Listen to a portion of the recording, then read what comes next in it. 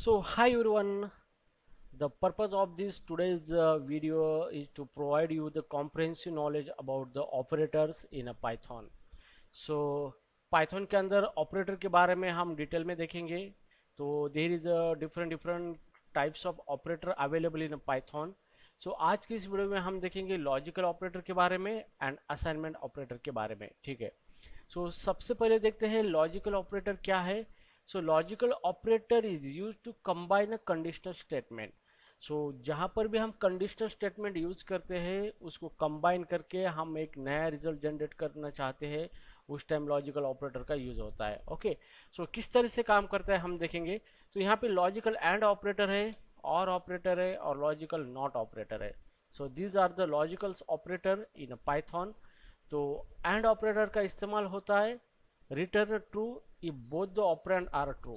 मतलब जिस ऑपरेंड के ऊपर हम लॉजिकल ऑपरेटर का यूज करना चाहते हैं उसके दोनों ही ऑपरेंड का रिजल्ट अगर ट्रू होता है तो ये रिटर्न ट्रू करेगा, अदरवाइज रिटर्न फॉल्स करेगा. ठीक है. तो अभी सबसे पहले देखते हैं हम लॉजिकल एंड ऑपरेटर. तो चलो अभी कोडिंग करेंगे.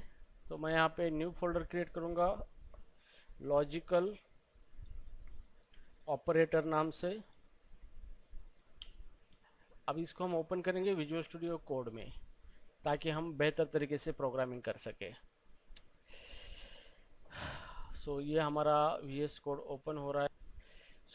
VS कोड हमारा ओपन हो चुका है. तो अभी हम यहाँ पे एक नया पाइथन का फाइल बनाएंगे. यहाँ पे लिखेंगे लॉजिकल .py. इस नाम से हम पाइथन का फाइल बनाएंगे. तो यहाँ पे हमने फाइल बनाया है. अभी यहाँ पे हम देखने वाले हैं logical and operator. Logical and operator. Okay. ये है एंड ऑपरेटर, लॉजिकल एंड.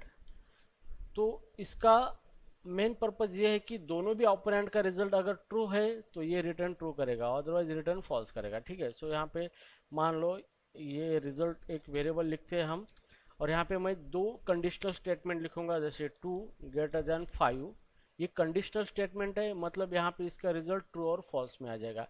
अगर 2 > 5 है तो और यहाँ पे लगाएंगे एंड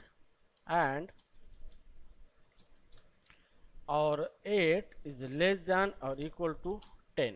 ठीक है. तो यहाँ पे ये जो डेफिनेशन थी हमारी, ये logical operator combine conditional statement. Okay. Logical operator का यूज करके हम कंडीशनल स्टेटमेंट को कंबाइन करके रिजल्ट ला सकते हैं. तो यहाँ पे ये जो देखो, ये हमारी कंडीशनल स्टेटमेंट है 1 और एक कंडीशनल स्टेटमेंट 2 है.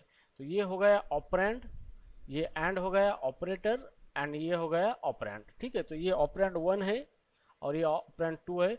अब ये एंड क्या करेगा, ये दोनों ही ऑपरेंड का रिजल्ट अगर ट्रू है तो रिटर्न ट्रू करेगा, अदरवाइज फॉल्स करेगा. तो यहाँ पे देखो ये 2 > 5. तो 2 > 5 है या नहीं है? नहीं है. तो इसका रिजल्ट आएगा फॉल्स.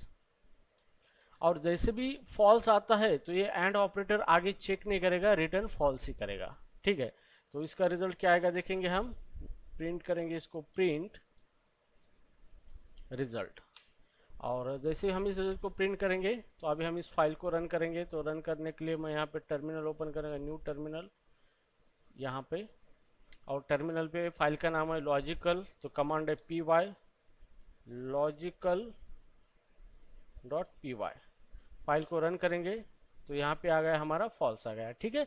मतलब ये दोनों में से एक भी कंडीशन फॉल्स है तो एंड ऑपरेटर रिटर्न फॉल्स करेगा. ठीक है.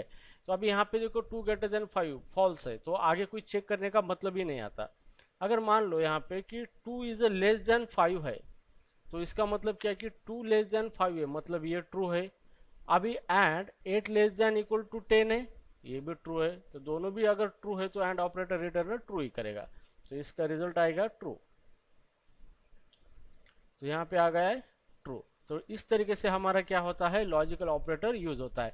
हमें मल्टीपल कंडीशनल स्टेटमेंट कंबाइन करके कोई रिजल्ट लेना है तो हम क्या कर सकते हैं, लॉजिकल ऑपरेटर का यूज कर सकते हैं. तो लॉजिकल ऑपरेटर में एंड ऑपरेटर का रोल ये होता है कि दोनों ही कंडीशनल स्टेटमेंट जो है, मतलब दोनों ही ऑपरेंड अगर ट्रू है तो रिटर्न ट्रू करेगा, अदरवाइज फॉल्स करेगा. ठीक है. तो ये हो गया ऑपरेंड 1 और ये हो गया ऑपरेंड 2 और ये हो गया लॉजिकल एंड ऑपरेटर. ठीक है. तो इस तरीके से लॉजिकल एंड ऑपरेटर का इस्तेमाल होता है. नाउ अभी हम देखेंगे लॉजिकल और ऑपरेटर। अब लॉजिकल और क्या करता है, return true if at least one of the operand is true.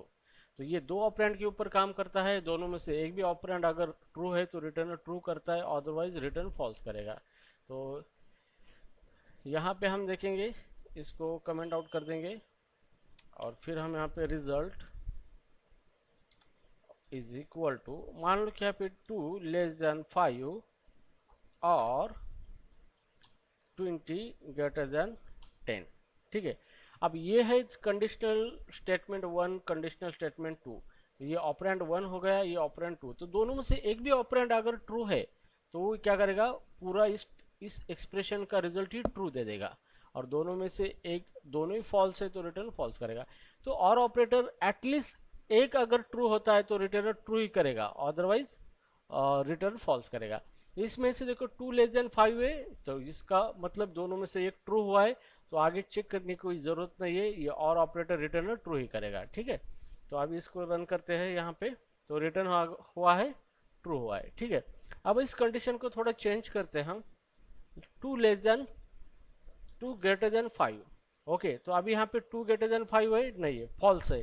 तो एक ऑपरेंड फॉल्स हो गया तो ये और दूसरा चेक करेगा।